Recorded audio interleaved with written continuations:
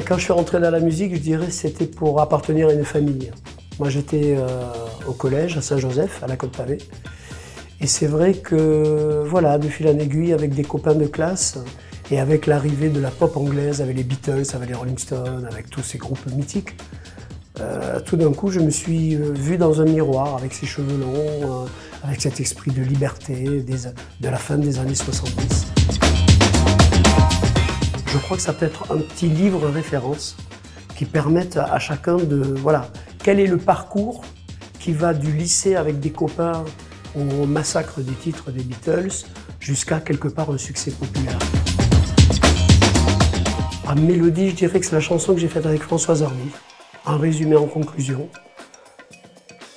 Parce que il y a un côté comme ça, elle parle pas beaucoup, elle sourit et c'est tout. Je sais pas, il y a quelque chose de très carré, c'est une chanson de mon répertoire que je préfère.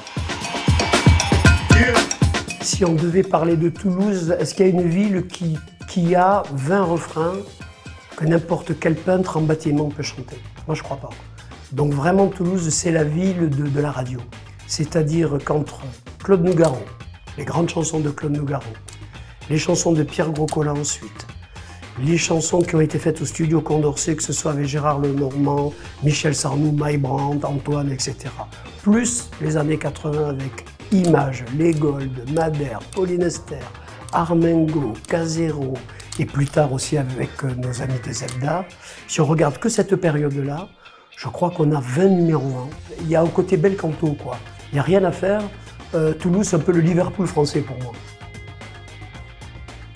C'est la ville de musique, par excellence, d'abord parce qu'il y a eu d'abord une tradition avec des gens que j'adorais comme Mady Mesplé, et puis sans parler de l'orchestre du Capitole, sans parler du jazz aussi, sans parler aussi de cette musique ibérique, parce qu'il y a eu beaucoup de fils de réfugiés espagnols, et il y a eu des créations autour du flamenco formidables à Toulouse.